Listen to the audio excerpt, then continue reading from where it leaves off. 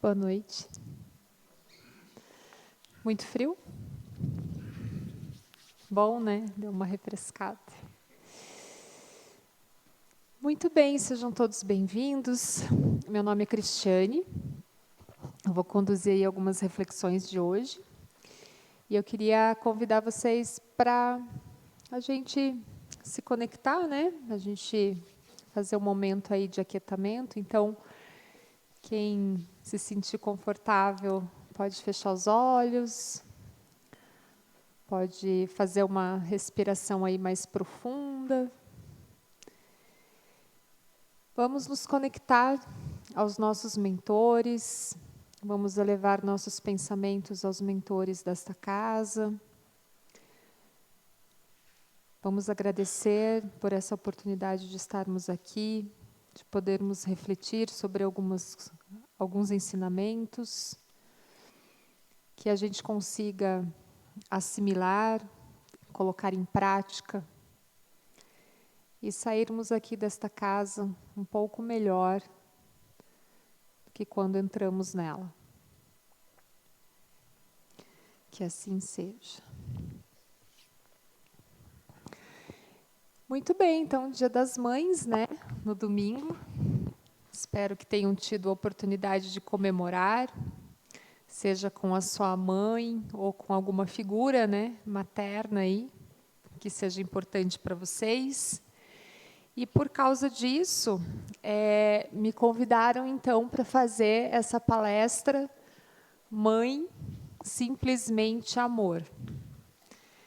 Que de simples não tem nada, né? Não é puramente ou simplesmente amor. Eu acho que é muito mais do que isso. E aí, eu quero convidar, né, vocês a fazerem uma reflexão aí sobre o que é ser mãe, né? O que significa isso? E ser mãe pode ser muitas coisas, mas é inevitável que quando a gente ouve, né, ou pronuncia a palavra mãe, que não nos remeta à nossa própria mãe, né? E aí vem tudo, né? Vem as coisas boas, vem as lições, vem as correções, né? Vem a nossa educação, né? Tudo que aprendemos com ela. E aí eu selecionei aqui, muito mais do que ser mãe, a gente refletir sobre o papel da mãe, que não precisa ser necessariamente uma mãe biológica, que não precisa ser necessariamente aquela que gera o filho, mas que aqui entra num contexto muito abrangente. Podem ser as mães adotivas, podem ser as madrastas, né? Podem ser figuras de cuidado, né? Todas elas, entretanto, vão ter algo em comum, né? Que vai além, né, de criar e nutrir. O ser humano, né, como sabemos, ele é o único mamífero que, quando nasce, se não tem o cuidado de um outro, né, semelhante ali, não sobrevive. Então, um bebezinho, quando nasce, diferente de um animal, por exemplo, uma girafa, né? A girafa nasce lá de não sei quantos metros, cai no chão e já sai correndo, né? A gente não. A gente tem que aprender, inclusive, como nos alimentarmos, né? Então, o papel da mãe está além dessa criação e nutrição, engloba um amor incondicional, vai atuar no modelar o comportamento, né? No educar, modelar esse comportamento, porque quando a gente nasce desprovido, né, de tantas coisas que a gente aprende com essas figuras maternas e com a mãe propriamente dito. Quando eu falo mãe, pode se estender ao pai também, tá? É um papel dela a proteção, né? A educação e, principalmente, essa fonte de apoio emocional. Então, assim, quem nunca, né? Quem nunca, num momento difícil, não correu para ligar para a mãe, né? Seja enquanto criança, enquanto adolescentes e até hoje, enquanto adultos, quem tem ainda, né, a sua mãe aqui,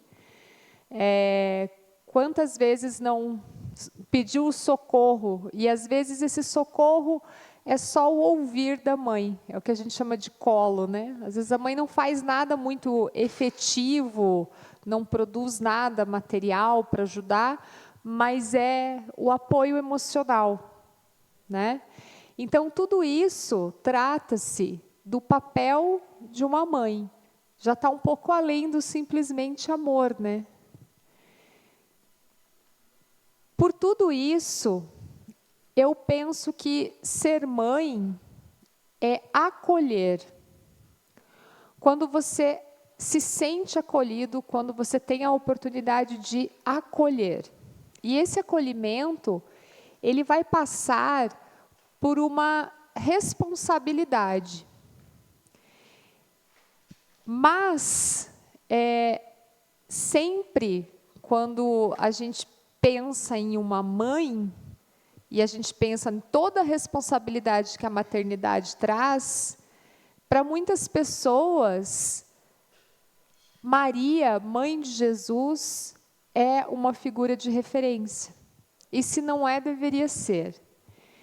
E aí, nesse pensar, nessa reflexão sobre o acolhimento, eu trago para vocês essa imagem, que até pesquisei bastante para ter certeza que não era fake news, né? Mas é de verdade mesmo.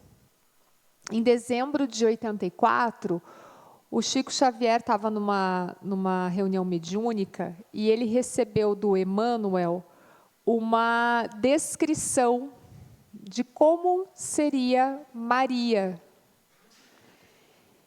E aí, através de um artista, né, o Vicente Ávila, que era um profissional que fazia retrato falado, Chico foi descrevendo, né, esse rosto e chegou a essa imagem que Ávila, né, acabou por colorir, né? E ao colorir, quando eu comentei ali anteriormente que ser mãe é acolher, conforme eu fui fazendo a minha pesquisa para montar aqui essas reflexões, esse olhar foi o que mais me tocou. Ainda que não seja exatamente assim, né, o rosto de Maria, ainda que, enfim, né, não deixa de ser um telefone sem fio, né, Emmanuel que falou para Chico, que descreveu para o artista, mas ainda que não seja exatamente isso, esse olhar, ele nos penetra de uma forma que acolhe. Pelo menos foi assim quando eu vi a imagem, não sei como vocês sentem isso. E é com base nesse exemplo de Maria é que a maternidade, de uma forma geral, deveria perpassar, né? Deveria ser baseada em, né? Maria nos ensinou muitas coisas. Entre elas, essa tarefa que ela teve de trazer Jesus à vida, é uma das coisas que eu acho humanamente impossível a gente alcançar, né? Porque vejam, Jesus. Quando a gente pensa em Jesus, a gente transborda, né? O quão grandioso foi esse Espírito encarnado. Agora, para dar à luz, né? Para gerar um corpo para esse Espírito vir à Terra e cumprir a sua missão, que tamanho será que foi, né, o espírito dessa mulher? Olha o quanto de afinidade, né, os dois, enquanto grandes espíritos, não precisaram ter, né? E esse espírito grandioso que foi, ele ainda assim, ela renuncia, né? Ela dá o seu filho, ela passa por cima do próprio amor para entregá-lo a nós. Então, Maria é um arquétipo que vai se conectar, é um modelo que deveria, né, se já não o é, ser o guia para todas as mães, com todas as suas dores e todos os desafios de ser mãe. Eu não sou mãe, eu sou madrasta. Então, eu sempre penso que a minha tarefa é um pouco mais fácil, mas nem por isso de menos responsabilidade, né? Quando a gente está em contato com as crianças e tem esse papel, de alguma forma, né, o papel de maternar, a gente encontra muitas dores e muitos desafios. Eu tenho várias amigas que se tornaram mães recentemente. E aí teve uma delas há pouco tempo, ela estava com um bebezinho de 1 ano e pouquinho, talvez até um pouco menos. E aí ela me liga e fala para eu ir até a casa dela porque ela precisava desabafar. Ora, eu não tenho filhos, né? Então pensei, será que seria a pessoa mais apropriada para isso, né? Enfim, fui. E quando eu cheguei lá, ela falou incessantemente, sei lá, por uns 15, 20 minutos, e ela só reclamou. Mas ele acorda porque ele tem cólica, porque é difícil dar o peito, porque é o desafio, porque eu não estou dormindo. E ela, naquele desabafo, né? Assim, aquela coisa assim de, nossa, é muito difícil, é isso, aquilo. Eu fiquei olhando para ela e, né, até meio inconsciente, perguntei, tá, mas não tem nada de bom, né? E daí, nesse momento, o olho dela se iluminou, né? O olhar se iluminou, o rosto dela se iluminou, ela olhou para o pequeno, né? E ele deu um olharzinho assim para ela e ela falou, mas isso aqui vale a pena, né? Então, ali naquele momento eu entendi um pouquinho, né? Não fui capaz de sentir, né, o que ela sentiu, mas eu entendi que, apesar de tudo, é o amor. É o olhar daquele bebê, daquela criatura para a mãe, que faz ela, por 1 minuto ali, por um instante, falar, vale a pena. Tudo isso que eu reclamei, né? Então, para quem é mãe, né, para quem é pai, talvez isso fique até faça mais sentido, né? Mas para quem não foi uma experiência muito tocante, assim, né, de entender exatamente essas dores e desafios e, apesar disso, valer a pena, né? E aí, quando Jesus fala na cruz, né, fala para ela, né, eis aí o teu filho, ele delega para a própria mãe a tarefa de ser mãe de todos nós. E assim ela é. Então, Maria, que é essa mulher que nos acolhe, né, esse espírito, né, que nos acolhe, passa, né, por esse acolhimento, ele vai passar por essa escuta, por esse olhar, né, pelo sorriso, pelo segurar na mão, pelo abraço aconchegante e pela oração. Não sei se vocês já ouviram uma fala popular que diz que oração de mãe tem poder. O quanto uma mãe, ao orar pelo filho, produz, né? O quanto que é imenso, né? O que vem com esse sentimento de querer bem o outro, de orar pelo seu próprio filho. E aí, eu estendo isso, então, né, para o ato de maternar, o acolher enquanto maternar. E eu constato, agora sim, pela minha experiência, que qualquer pessoa que assume o papel de cuidar, nutrir, educar, amar uma criança, pode ser considerado uma figura materna. Não substituindo a mãe, mas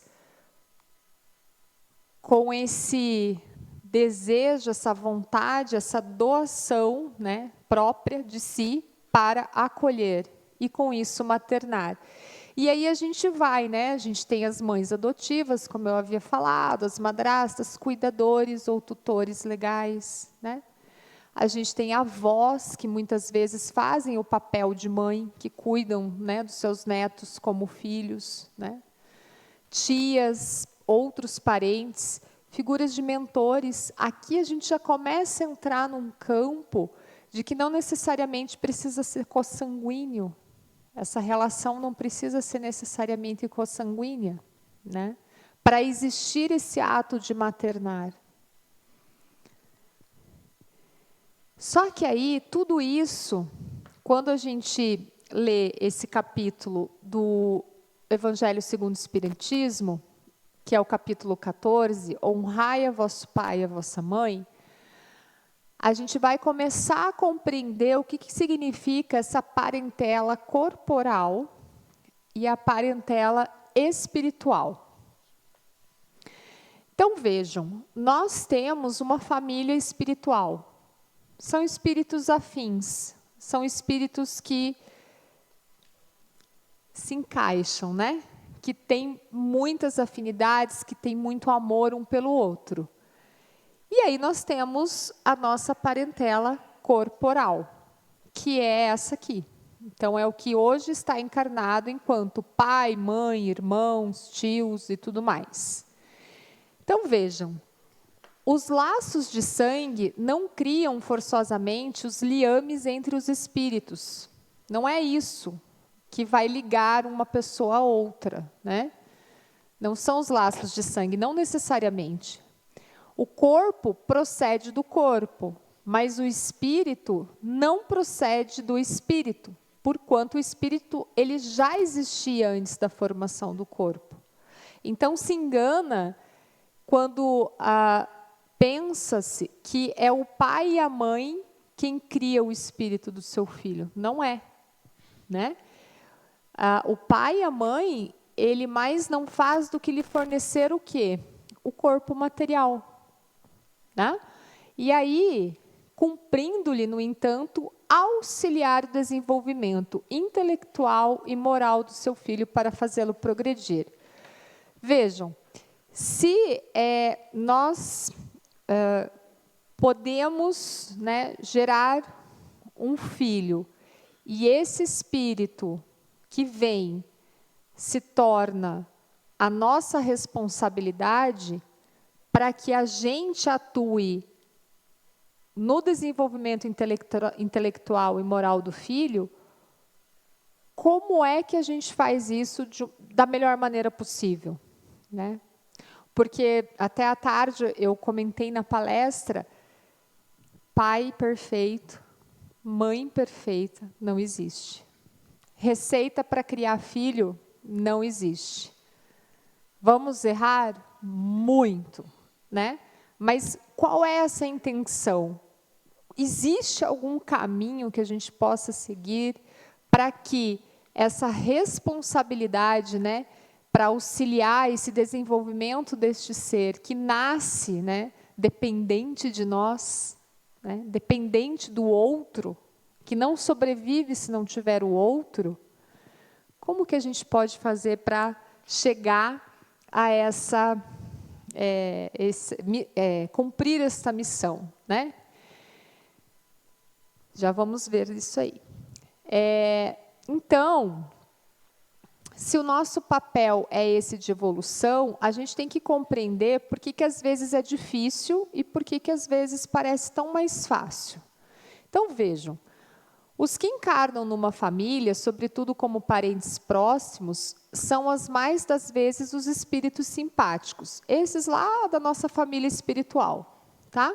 Ligados por anteriores relações. Então, sim, provavelmente o seu filho pode ter sido seu irmão, seu pai, né? Pode ter havido alguma troca de papéis ao longo das encarnações dentro desses espíritos simpáticos, que estão, sim, ligados por relações anteriores e que se expressam por uma afeição recíproca na vida terrena.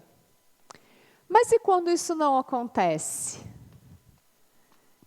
E quando a gente tem na família aquela pessoa que é mais difícil de lidar? Aquele irmão que a gente não se dá bem, aquela mãe que parece que não consegue ali se conectar com seu filho, com a sua filha. Essas relações ali que são às vezes muito conflituosas. Por quê? Né? Porque também pode acontecer que esses espíritos, né, sejam completamente estranhos uns aos outros, afastados entre si por antipatias, igualmente vivenciadas em vidas passadas, né? Que se traduzem na Terra por um mútuo antagonismo. Aí lhe serve de provação. O que isso significa? Se você tem aquilo que vulgarmente se chama de ovelha negra da família, agradeça. Porque é essa pessoa que muitas vezes vai promover uma crise, uma dificuldade, um desafio, é essa pessoa que vai te favorecer a sua própria evolução. Porque isso pode ser uma prova, pode ser uma expiação, pode ser um resgate, pode ser uma série de coisas que você tenha que fazer. Então, a partir de agora, se você tem aquela pessoa difícil na sua família, olhe para essa pessoa como uma oportunidade para você se melhorar. Porque não é à toa que essa pessoa está encarnada ali. E às vezes essa pessoa pode ser você mesmo. Né? Então, a importância de você olhar para esses laços familiares e compreender que não é porque é família que todo mundo vai se dar bem. Mas também não é porque não se dá bem que não tem como corrigir. Então, a gente tem sempre que aproveitar essas oportunidades. Não são os da consanguinidade os verdadeiros laços de família, e sim os da simpatia e da comunhão de ideias, os quais prendem os espíritos antes, durante e depois de suas encarnações. Segue-se que dois seres nascidos de pais diferentes podem ser mais que irmãos pelo espírito do que se fossem pelo sangue. E eu espero que vocês tenham essas pessoas na vida de vocês. Pessoas que não são ligadas, né, por laços familiares, mas que são aquelas pessoas que vocês podem contar, aquelas pessoas que estão ali por você. Vou pedir licença para contar uma história particular, mais uma, mas essa é bem íntima. Domingo passado, Dia das Mães, e eu fui comemorar esse dia, haja visto que a minha mãe já faleceu, faz muito tempo, e a mãe do meu marido também faleceu há pouco tempo. Mas não por isso, porque mesmo antes eu já já frequentava, né, essa casa. Eu fui comemorar o Dia das Mães com a minha ex-sogra. Lembrando, não a mãe do meu marido. A mãe de um namorado que eu tive há muito tempo atrás. A minha afinidade com ela é tão grande, o nosso cuidado mútuo, ela chega a se referir a mim como filha, só que ela fala que eu sou a filha postiça. E chegou a brincar na época que ela falou que se ela tivesse que escolher entre o filho dela e eu, ela me escolheria. Então, mas é de uma ligação muito impressionante. E que causou muito espanto para o meu atual marido. Como assim? Você vai frequentar a casa da sua ex-sogra, mas o seu ex não está lá? Tá. Mas o encontro que eu tive com essa pessoa que hoje eu considero a mãe aqui na Terra, para mim, é grande, assim, sabe? É muito grandioso. E isso aqui vai englobar, né, os amigos, né, às vezes colegas de trabalho, pessoas que realmente não têm nada a ver com laços de consanguinidade que estão ali por nós. Isso faz parte dessa família espiritual, muitas vezes. Né? Encontros, exatamente. E belos encontros, né? Pode-se, então, atrair-se, buscar-se, sentir prazer quando juntos, ao passo que, muitas vezes, dois irmãos consanguíneos podem repelir-se, que é o que a gente estava falando. Conforme se observa todos os dias, problema moral que só o Espiritismo pode resolver pela pluralidade das existências. Então, sim, pode ser que eu me dê super bem com esse ser incrível, né, que foi minha sogra em algum momento, que hoje eu considero uma mãe, e eu vou confessar, eu e a minha mãe tivemos nossas dificuldades. Né? Então, como é que a gente olha para tudo isso, né? Eu convido a refletir que a questão familiar passa muitas vezes por esse aspecto da missão. Então, quando Kardec pergunta lá no Livro dos Espíritos, pode-se considerar como missão a paternidade, e aqui vamos falar paternidade e maternidade, os Espíritos respondem, sem contestação possível, uma verdadeira missão. Né?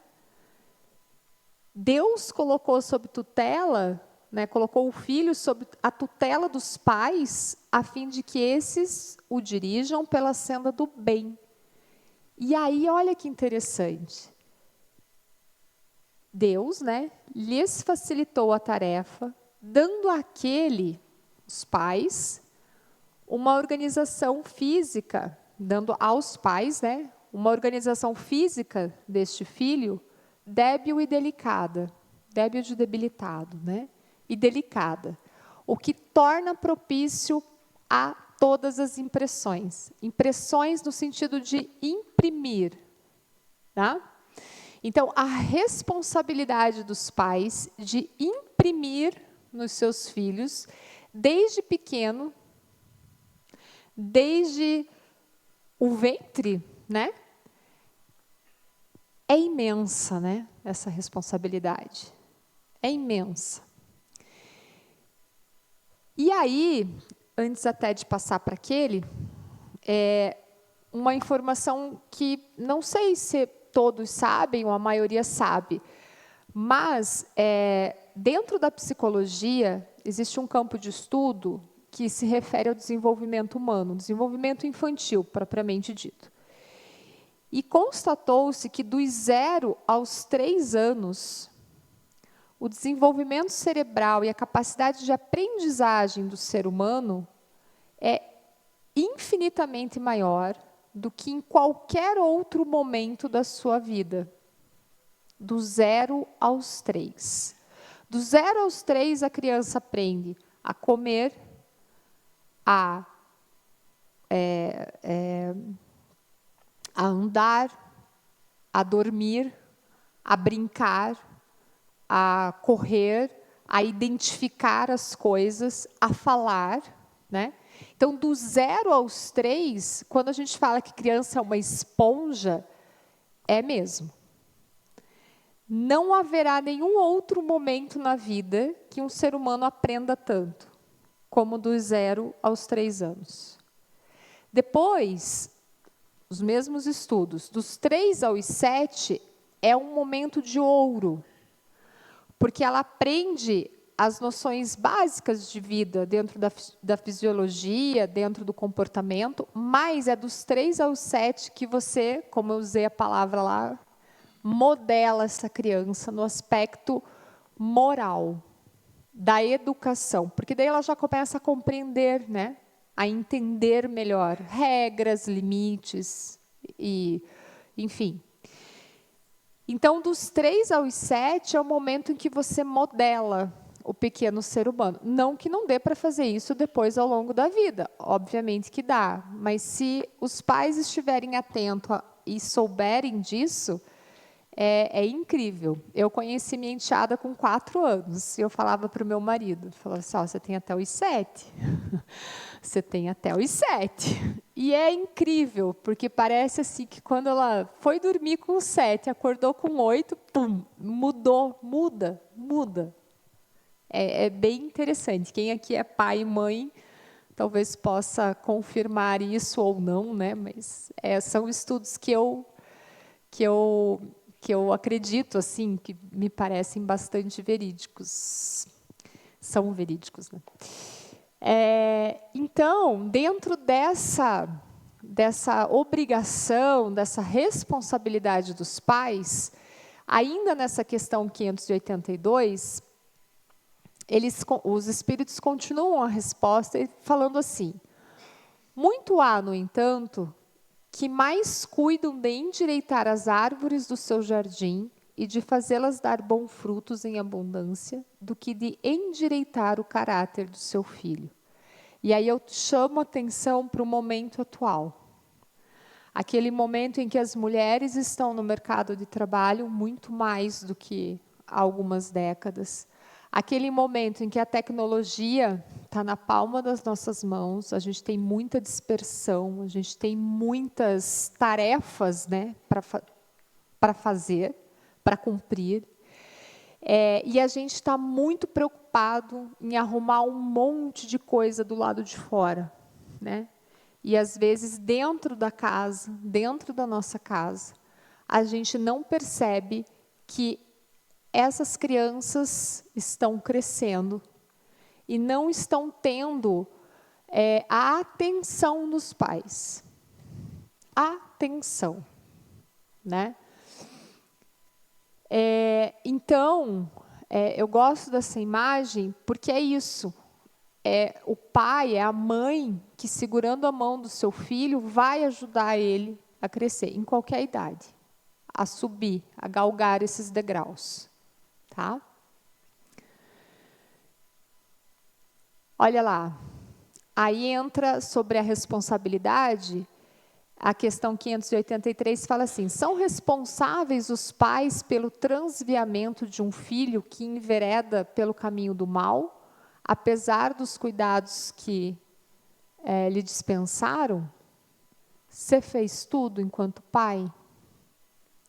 Cuidou, acolheu, educou, ensinou, né? Então, a resposta, se houver um transviamento de um filho para um caminho do mal, é não. Se você fez tudo, não. Porém, quanto piores forem as propensões do filho, aí sim, mais pesada é a tarefa e tanto maior o mérito dos pais, se conseguirem desviá-lo do caminho do mal, né? E se um filho, agora ao contrário, se torna um homem de bem, não obstante a negligência ou maus exemplos de seus pais, tiram esses daí algum proveito? E a resposta é simples: Deus é justo, né? Então vejam, dessa responsabilidade, a gente precisa começar a refletir o quanto que a gente influencia, o quanto a gente é capaz de imprimir, né, nos nossos filhos, mas também em todas as pessoas. Isso aqui é um terreno bem árido, né? Então vamos pensar um pouquinho sobre um terreno árido. Quando os filhos causam desgostos aos pais, não ficam estes desculpados de lhes não dispensarem a ternura de que os fariam objeto, em caso contrário? Aqueles espíritos, né, que vêm muitas vezes antipáticos e que vêm muitas vezes como filhos. E aí? Como amar, né? Olha a resposta. Não, né? Porque isso representa um encargo que lhes é confiado. A missão de quê? De amar. A missão de colocar esses filhos que não dispensam essa ternura aos pais, colocar esses filhos para o caminho do bem. Ademais, esses desgostos são, a miúde, a consequência do mal feito que os pais deixaram que seus filhos tomassem desde berço. Então, veja da responsabilidade. Muitas vezes, por isso que na questão anterior fala, né? Você fez tudo o que você pôde? Então, tá ok. Mas fez mesmo? Porque isso é a nossa responsabilidade. O que a gente imprimir no pequeno ser, ele vai refletir lá na frente. E aí, agora que a gente falou das responsabilidades, né? Do quanto que isso é trabalhoso, do quanto que isso é exaustivo até. Então, vamos pensar assim, ó, como é que a gente auxilia na evolução desses espíritos através de uma educação fraterna? Vou trazer de novo a psicologia aqui. Existem 4 tipos de parentalidade, tá? E aí eu gostaria que vocês exercitassem aí, se percebessem, né, quem é pai e quem é mãe, e quem não for, mas é filho, tenta identificar isso. A gente tem pais que são autoritários. Normalmente as coisas funcionam com esse tipo de família. Aquele pai que cobra, que exige, né? O filho diz amém, né? O filho obedece, há uma rigidez, né? As coisas acontecem, mas esses pais, eles são muito responsivos e exigentes, mas, por vezes, falta o quê? O acolhimento, o amor, o carinho, né? O colo. Esses são os pais autoritários. Aí a gente tem um outro tipo de pais, né? De parentalidade, na verdade. Pai e mãe, né? Os pais permissivos e negligentes. Quais são esses? E aqui eu, apesar de ter cortado um pouquinho aqui a foto, é um pai com celular e uma mãe com celular aqui. E olha lá a criança. Esses abandonaram a parentalidade. É claro que aqui é um exemplo muito simplificado, envolveria muitas questões, mas são esses pais que não cobram, não são autoritários, mas também não dão afeto, não fazem... Estão ali, né? A criança vai crescendo como dá. Existe uma parentalidade, essa é bem comum nos dias de hoje, né? Que é o que a gente chama de parentalidade dos pais permissivos e indulgentes. E aí eu tenho uma professora minha que carinhosamente chama esses pais ali de pai e mãe Disney, né? Por quê? Porque são muito responsivos, dão muito amor, dão muito afeto, né? Não dizem não para a criança jamais. Suprem de abraços, de beijos, de carinhos, de brinquedos, de coisas materiais, né? Mas não dão o quê? Os limites. E qual que seria, então, a parentalidade, não vou chamar de ideal, né? Porque, como eu falei, ser pai e mãe, ninguém vai ser 100%, né? Em tudo. Mas são o que a gente chama de pais autoritativos. Esses pais produzem um equilíbrio. E eu gosto muito dessa palavra. São estilos adequados. não é nem melhor, nem pior, nem 100% bom, nem 100% mal, é equilibrado. Esses pais, eles conseguem ser responsivos e exigentes, mas eles também dão amor e colocam limites sadios. Isso aqui seria um suposto ideal.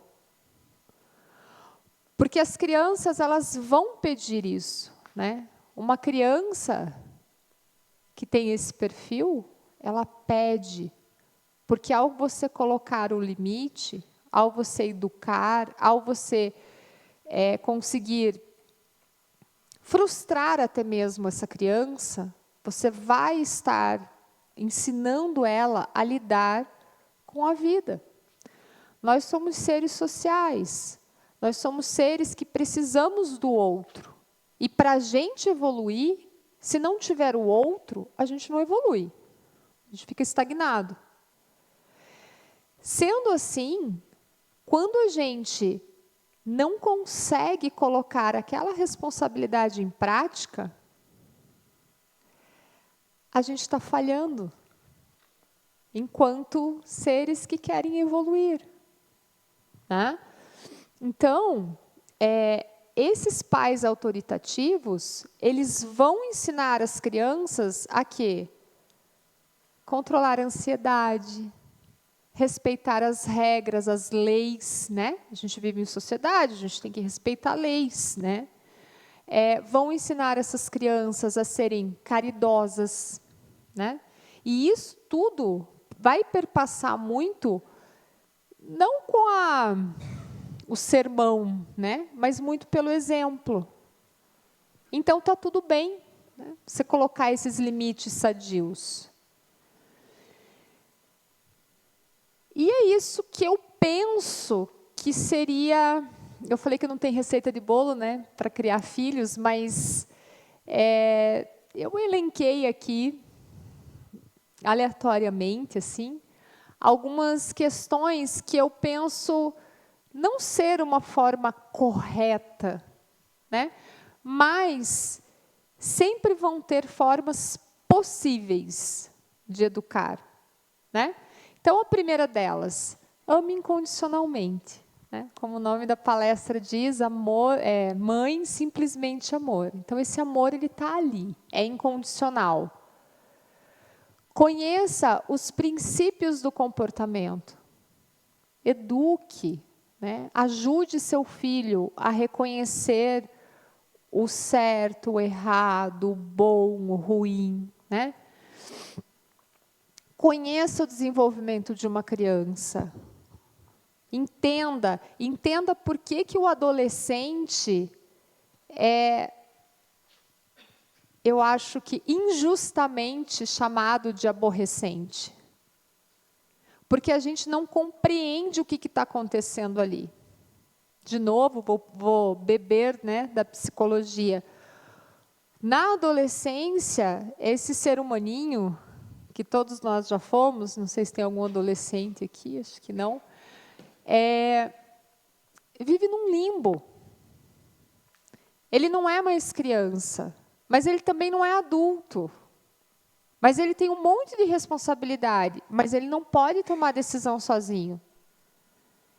E aí, junto a essa fase que os pais têm que começar a compreender que aquele ser humano não é mais uma criança, os pais passam por um processo de tentar entender que ele também não é adulto. Então, vira uma confusão, e aí você tempera tudo isso com uma coisa chamada hormônios, né? A puberdade. Aquilo vira uma confusão dentro do organismo de um adolescente. O cérebro do adolescente, ele recebe tantas ligações químicas, ele faz tantas sinapses, que é um momento em que o ser humano é criativo. Não existe ser mais criativo do que um adolescente. Eles têm ideias o tempo todo. E essas ideias, muitas vezes, desafiam até a própria segurança, né? Porque eles têm uma coragem, uma certeza de que nada vai acontecer com eles. Então, a próxima vez que vocês virem um adolescente, um aborrecente, pensem sobre isso, a importância que a gente tem de conhecer esse desenvolvimento dessa criança. E mais do que isso, que a gente tem que buscar o nosso autoconhecimento. Imagine eu com a minha enteada, briguei com ela, chamei a atenção dela, de uma maneira muito ríspida. Mas não tinha nada a ver com o que ela fez, e nem com ela. Tinha a ver com as minhas questões, com coisas que eu estava passando, com, enfim, um momento que eu não estava bem. E eu vi nos olhos dela, quando eu falei de uma forma mais ríspida, que ela olhou assim, o que foi que eu fiz? E naquele exato momento, porque eu percebi isso daqui, o que eu consegui fazer? Transformar aquele momento numa oportunidade de ter uma comunicação positiva com ela. E dizer para ela, olha, não é você. Eu estou irritada, eu estou, enfim, com várias coisas aqui acontecendo, não tem a ver com você, me desculpe. E a resposta dela foi assim, eu vi que você estava brava, porque você não chamou meu pai de amor, você falou o nome dele, né? Então, ela já estava vendo que eu já estava irritada com todo mundo. Mas é uma oportunidade de, quando a gente se conhece, da gente poder falar, né? Ó, não é você, sou eu. E reconhecer, e a gente vai errar, né? E com isso, olha que legal, eu consegui me comunicar com ela e houve um envolvimento, né? Veja, eu sou madrasta, nem sou mãe, hein? E ela participou da minha vida, ela compreendeu as minhas dificuldades. E eu, ao mesmo tempo, fiz ela se sentir parte, né, disso tudo. Reforce, elogie, valorize, né? De novo, lá no desenvolvimento infantil, quando a criança aprende a usar o banheiro, usar o vaso sanitário, o que os médicos dizem para os pais? Olha lá o que o menino fez, a menininha fez, e elogia, né?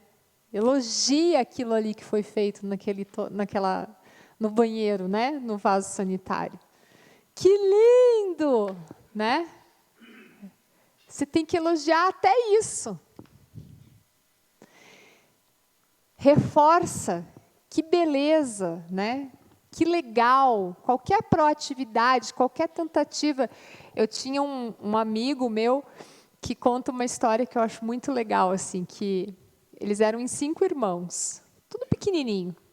E aí o pai dele foi dormir depois do almoço, num domingo, e eles resolveram fazer uma surpresa para o pai. Vamos lavar o carro do papai. E foram lavar o carro do pai, com Bombril. E o pai acordou. Papai, a gente lavou o seu carro, o carro inteiro riscado. E a reação desse pai, filhos, que lindo que ficou, né? Tipo assim, por dentro eu não sei. Mas assim, aquilo eu falei, nossa, como que ele conseguiu, né? Então, faz parte, né? Não estou dizendo com isso que esse pai provavelmente deve ter sentado com todos e explicado. Galera, é o seguinte, né, Bombril não é para lavar carro. Mas, enfim, o ato, o que está por trás disso, né? Apresente regras, né? Acordos familiares. Lá em casa, o nosso acordo é café da manhã. Acordou, fez tudo o que tinha que fazer, sentou para tomar café da manhã e só depois a gente pega celular. Porque se a gente pegar o celular na hora que acordar, com certeza já vai ter a dispersão necessária para você não dar atenção para a sua família. Pequenos acordos, seja consistente nisso, seja um exemplo moral. Imprima, né, nas crianças isso. E aí, quando a gente fala do amor materno e filial, quando a gente comenta ali essa questão do amor materno, né? Será uma virtude o amor materno ou um sentimento instintivo comum aos homens e os animais? E é uma coisa e outra, né? Nós somos as duas coisas. A gente tem um instinto, mas a gente tem algo ainda maior que isso, né? Então, a natureza, ela deu à mãe o amor a seus filhos no interesse da conservação, que acontece no reino animal de uma maneira geral, né? No animal, porém, esse amor se limita às necessidades materiais, que nós também temos. Mas isso vai cessar quando desnecessários forem esses cuidados. Já no homem, e olha lá aquele amor incondicional, né? Persiste pela vida inteira e comporta um devotamento e uma abnegação, que são virtudes. Sobrevive mesmo à morte e acompanha o filho até no além-túmulo. Bem vedes que há nele coisas diversas do que há no amor do animal. Então é muito maior, né? E aquelas mães que não amam os seus filhos? Que também a gente ouve muito isso hoje, né? A famosa depressão pós-parto. É muito sério. Veja, Kardec faz uma pergunta dizendo assim: estando na natureza o amor materno, como é que as mães que odeiam os filhos, e não raro, desde que eles nascem? E há, né? Então vamos lá. Lembram da família espiritual? E lembram que nessa família, há os espíritos simpáticos, mas também há os antipáticos. Passa pelos resgates, pelas provas, né? E às vezes, a resposta dos espíritos é uma prova que o espírito do filho, né, escolheu. Olha o desafio.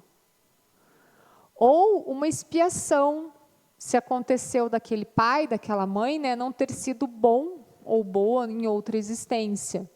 Em todos os casos, aquela que é uma mãe má só pode ser a encarnação de um mau espírito que procura criar embaraços ao filho. Mas a gente não deve se preocupar, porque até essa mãe, ela vai ter oportunidade de fazer esses resgates, tá? Mas vem muito de coisas que vão além da nossa compreensão. Podem ser espíritos antipáticos, podem ser resgates, podem ser uma prova do filho, né?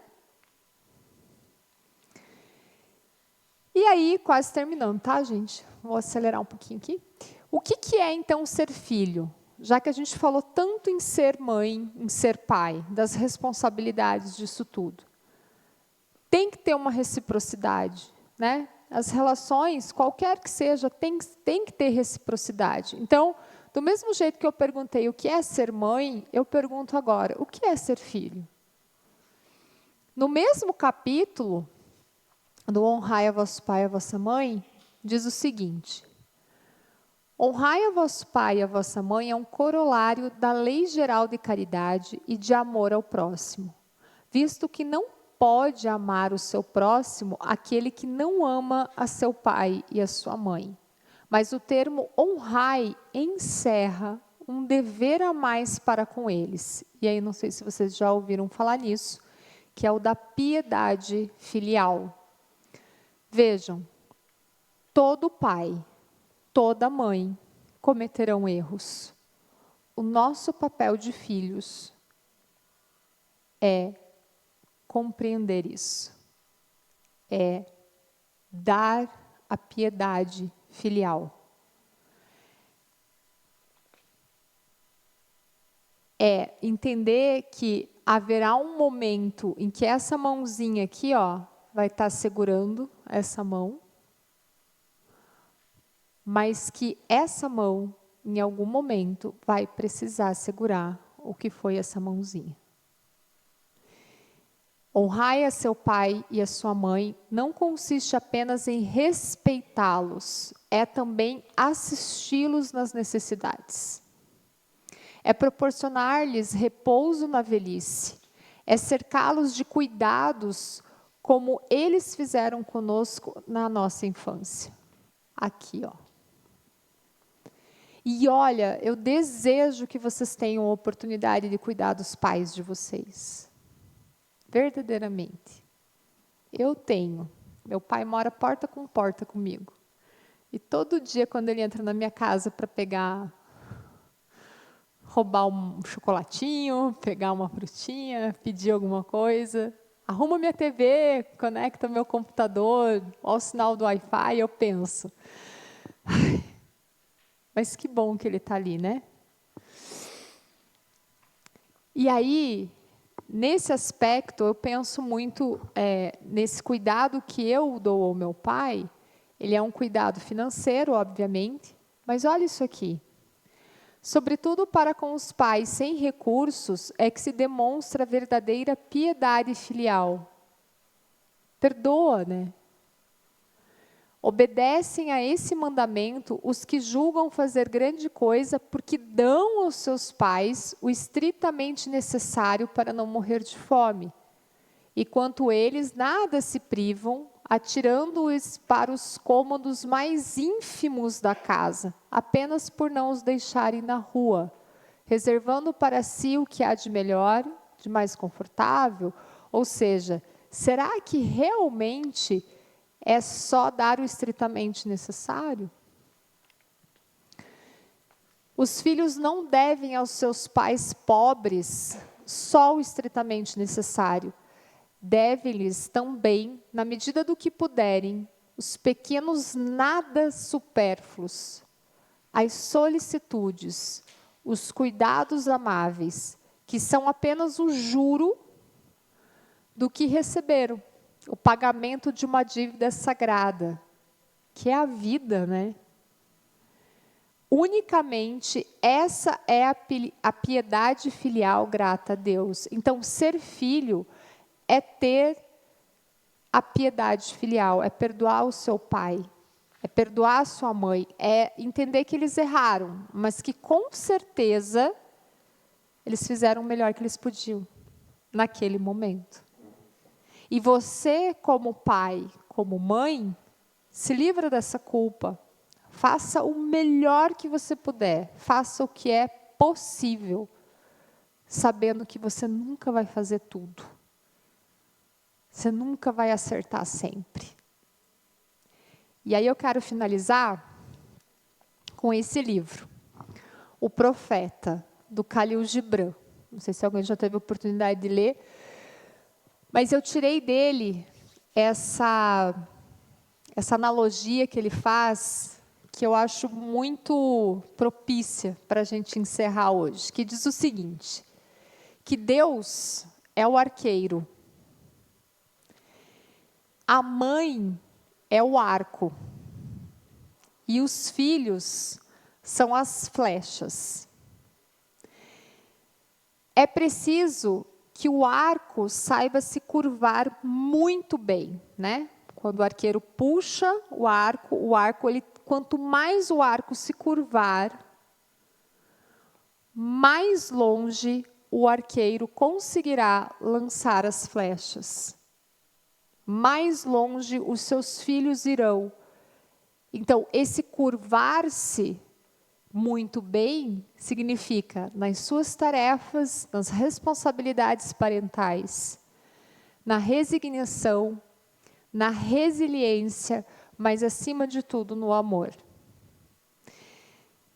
E aí eu quero encerrar desejando para vocês que vocês tenham oportunidades na família,